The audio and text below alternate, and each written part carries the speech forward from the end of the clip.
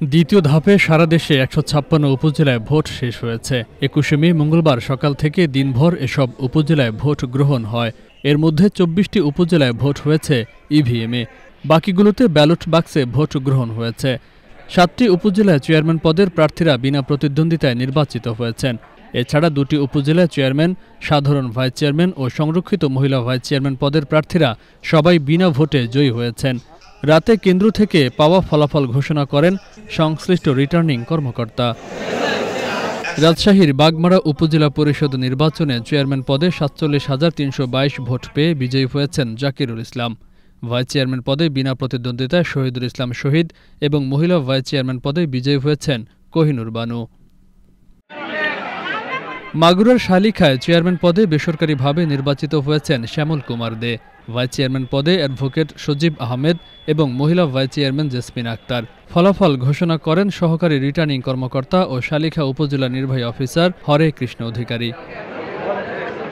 ষষ্ঠ উপজেলা পরিষদ নির্বাচনের দ্বিতীয় ধাপে পঞ্চগড়ের বোদা উপজেলায় চেয়ারম্যান ফারুক আলম টবি ও দেবীগঞ্জে মদন মোহন রায় বেসরকারিভাবে নির্বাচিত হয়েছেন।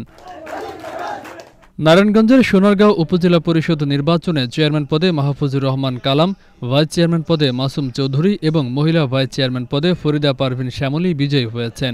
ভোট গণনা শেষে সহকারী রিটার্নিং কর্মকর্তা ও উপজেলা নির্বাহী অফিসার আবদুল্লাহ আল মাহফুজ ফলাফল ঘোষণা করেন। জামালপুরের দেওয়ানগঞ্জ উপজেলায় চেয়ারম্যান পদে বিজয়ী হয়েছেন মোহাম্মদ আবুল কালাম আজাদ। এছাড়া ভাইস চেয়ারম্যান পদে মোহাম্মদ আরিফ খান রাসেল এবং মহিলা ভাইস চেয়ারম্যান পদে মুন্নি আক্তার বিজয়ী হয়েছেন। ঢাকার ধামরাই উপজেলায় চেয়ারম্যান পদে মোহাম্মদ আব্দুল লতিফ, ভাইস চেয়ারম্যান পদে মোহাম্মদ জুয়েল রানা ও মহিলা ভাইস চেয়ারম্যান পদে আফরোজা আক্তার বিজয় লাভ করেছেন। পটুয়াখালীর গলাচিপায় উপজেলা পরিষদের চেয়ারম্যান নির্বাচিত হয়েছেন ওয়ানা মার্জিয়া নিতু। ভাইস চেয়ারম্যান পদে মোহাম্মদ ফরিদ আহসান কোচিন এবং মহিলা ভাইস চেয়ারম্যান পদে তাহমিনা আক্তার বেসরকারিভাবে বিজয়ী হয়েছেন। আপনাদের নেতা, আপনারা সবাই ভালো থাকবেন এটা আমি জানি।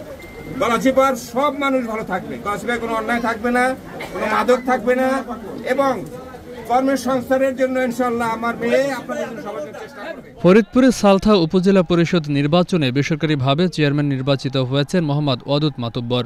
এছাড়া নগরকান্দা উপজেলায় চেয়ারম্যান পদে বেসরকারিভাবে নির্বাচিত হয়েছেন কাজী শাহজামান বাবুল।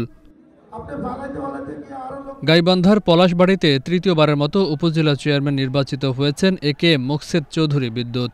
ভাইস চেয়ারম্যান পদে আবু ফরহাদ মণ্ডল এবং দ্বিতীয়বারের মতো মহিলা ভাইস চেয়ারম্যান হয়েছেন মোসাম্মদ আনোয়ারা বেগম।